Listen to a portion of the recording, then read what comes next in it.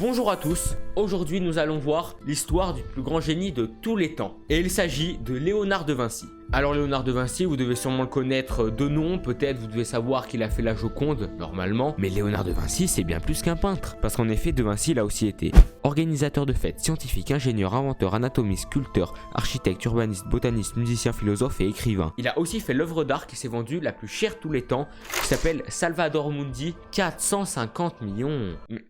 Même moi, ça me choque, hein. Et il a fait tant d'autres tableaux que vous connaissez peut-être et qui sont des chefs-d'œuvre. Il était clairement en avance sur son temps. Il a imaginé des prototypes de mitrailleuses, de chars d'assaut, d'hélicoptères, de robots, de scaphandres et de calculatrices. Et il était aussi végétarien. En 1500. En 1500, t'avais pas le choix normalement. Lui, il s'est dit, je suis végétarien. Mais faut vous imaginer que il avait toutes ces idées et il a fait tout ça en 1500. En 1500, qu'est-ce qu'il y avait? Il y avait des gros chevaliers qui se fendaient la poire à l'épée. Il y avait des canons, mais il n'y avait pas de chars d'assaut ni d'hélicoptères. Mais lui, il a pensé à ça 500 ans avant que ça existe. C'est pour ça que ce gars-là, c'est un génie. Mais voyons où tout cela a débuté. C'est parti. Leonardo di Piero da Vinci est né le 14 avril 1952 à Da Vinci, d'où son nom de famille. Fils d'une paysanne Caterina di Meolipi et d'un notaire Pierre da Vinci, il passe son enfance chez ses grands-parents à Florence, en Toscane. Déjà petit, il était très spécial parce qu'il était gaucher. Jusqu'à là, tout va bien, mais il écrivait à l'envers. C'est-à-dire que les mots, il les écrivait vraiment de droite à gauche parce qu'il ne voulait pas que sa main passe sur le papier quand il écrivait, donc il écrivait à l'envers. Petit, sa passion, c'est la nature. Il passe toute son enfance dans les campagnes florentaines à observer les fleurs, les oiseaux, la vie sauvage. Il adore ça, c'est vraiment un passionné. Il grandit, il s'épanouit, mais lui voulait peut-être devenir notaire comme son père, mais il ne peut pas. Pourquoi il ne peut pas? Parce que son père est marié à une paysanne illégitimement, quoi. C'est ce qu'on appelle un fils bâtard. Ah, c'est les termes employés. Il ne peut pas devenir notaire, ce qui fait qu'il va se lancer dans l'art. Il est très bon, très talentueux, et donc son père, à 14 ans, il décide de l'envoyer chez Andrea del Verrocchio. Et Andrea del Verrocchio, c'est quelqu'un qui apprend aux gens la peinture, la sculpture, tous les arts de la Renaissance finalement. Et donc Léonard de Vinci y va, et là-bas il apprend toutes les techniques de peinture, de sculpture, d'architecture. Il s'épanouit vraiment, et tout ça à 14 ans. Il s'entraîne, et un jour, Verrocchio, qui veut tester le petit Leonardo, lui demande de dessiner un ange sur la peinture Saint Jean-Baptiste. Et donc là, Leonardo dessine l'ange, et quand Verrocchio voit ça, il est sur le cul, parce que c'est magnifique d'après lui. Alors moi, j'en sais rien.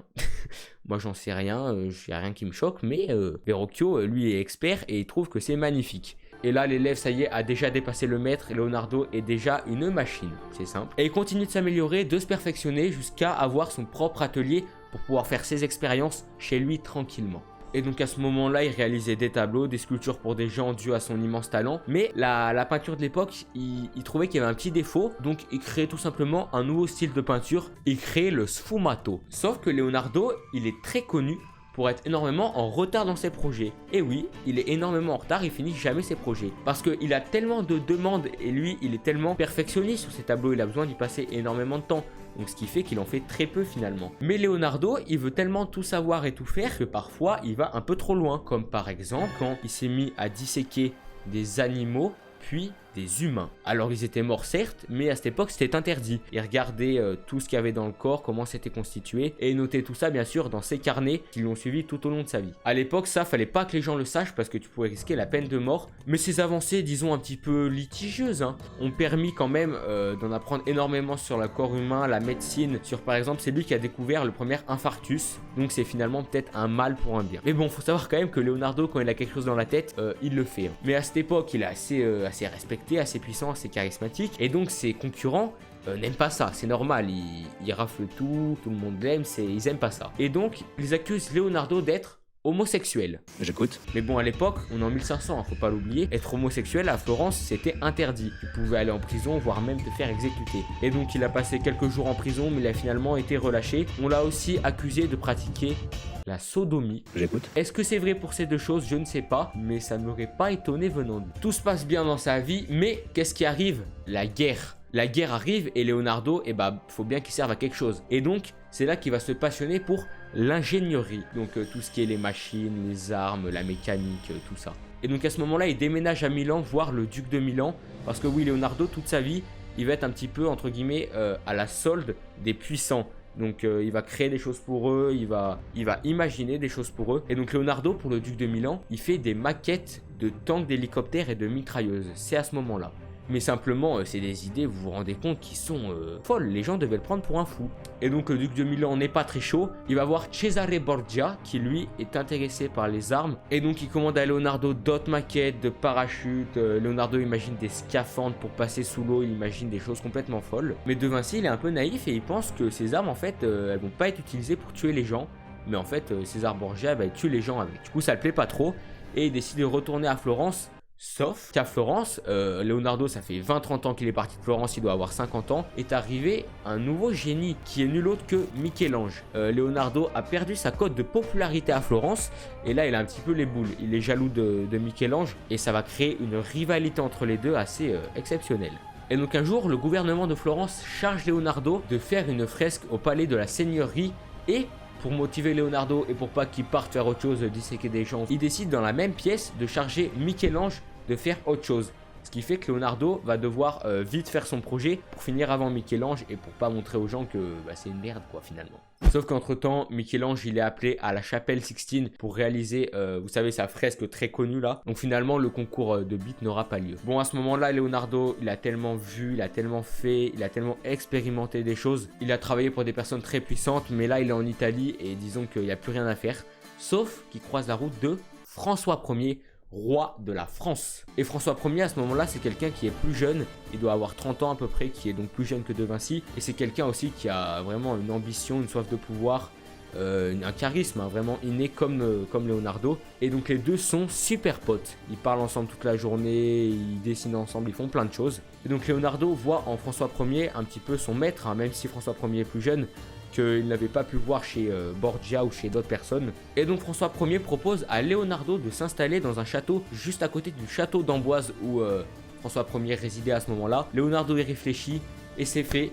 Il prend ses valises, il emmène ses plus beaux tableaux, ses plus belles sculptures, la Joconde, la Seine qui est très connue aussi. Et donc il emmène toute cette bagagerie en France, ça y est, Léonard de Vinci s'installe en France. Il part pour le château du Clos Lucé en France, juste à côté, en face vraiment du château de François Ier. Et là vraiment il est open bar, il peut faire ce qu'il veut, il n'a pas de date limitée pour finir ses tableaux, il est tranquille. Et rappelez-vous, je vous ai dit que Leonardo était metteur en scène, c'est-à-dire que vraiment les artifices, il maîtrisait ça pour faire des spectacles, il faisait des choses incroyable, de toute façon tout ce qu'il faisait était incroyable, c'est vrai. Et pour se faire bien voir à l'arrivée au château d'Amboise, il décide de faire un petit spectacle, il met tout le monde bien, tout le monde dans l'ambiance, et il décide d'amener un lion mécanique. Qu'est-ce que c'est un lion mécanique? En fait, c'est un espèce de faux lion, avance tout seul, grâce à des poulies, des systèmes de malade mental, des trucs de génie quoi. Les gens dans la salle devaient être choqués.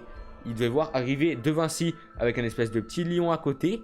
Ça devait être incroyable. Et donc voilà, là il est avec François Ier, il passe ses meilleures années, il est tranquille, il dessine encore des tableaux connus comme le Saint Jean-Baptiste qui dessine là-bas ou son fameux autoportrait, parce qu'on n'a pas trop finalement de portrait de lui jeune, on a un peu l'image de lui avec la barbe blanche vieux savant, mais jeune on n'a pas trop de portraits.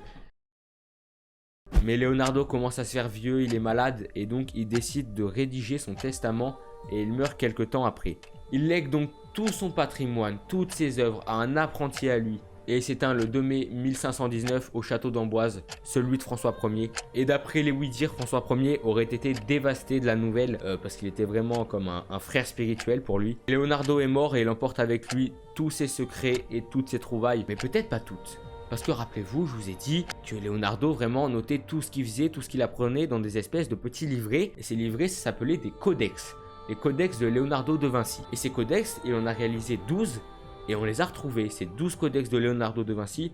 Et on a pu apprendre des choses inestimables sur toute la vie finalement grâce à lui. Et ces codex existent encore, ils sont conservés à la Banque de France, l'un des lieux les plus sécurisés du monde, entouré de lingots d'or et de toutes sortes d'œuvres. Il y a les 12 codex originales de Leonardo de Vinci. Et ce qui est fou, c'est que un livret actuellement vaut 55 millions. Like I am, if you write the normal way, then you are always smudging the ink, and so if you do it.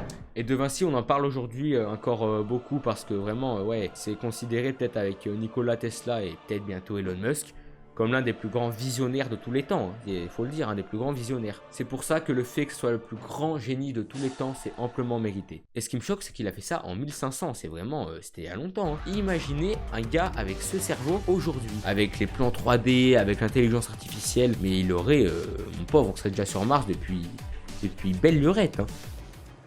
I was very sad to see that. Et voilà, la vidéo est terminée. Je vous ai raconté l'histoire de Léonard de Vinci, même si j'ai oublié beaucoup de choses bien sûr, mais je pouvais pas vous faire une vidéo de 1 heure. Mais quand j'ai étudié de Vinci, vraiment ce qui m'a choqué, c'est que on est un peu des merdes. Hein. Non, mais c'est pas ça. Certes, on peut pas être tous comme de Vinci au niveau mental, c'est pas possible. Mais aujourd'hui, il y a beaucoup de divertissements, beaucoup de choses comme ça. Et à son époque, vraiment, les gars, lui, il a jamais eu d'enfants et de femmes. Hein. C'est ça qu'il faut se dire. Il pouvait sûrement en avoir vu sa popularité, mais il s'est focus à 100% dans son travail pour faire avancer le monde. Voilà, la vidéo est terminée. Je vous remercie d'avoir regardé cette vidéo en entier. Je pense que, en tout cas, à faire, elle était vraiment bien. Franchement, j'ai appris pas mal de trucs. J'espère que vous aussi. Voilà, on a appris des trucs aujourd'hui. C'est bien. Bravo, bravo. Écoutez, moi, maintenant, je vais vous laisser. Je vais aller peindre des tableaux. Non, c'est pas vrai. Je vais aller jouer à la Play. On se retrouve pour une prochaine vidéo. C'était Victor. Arrivederci. Ciao.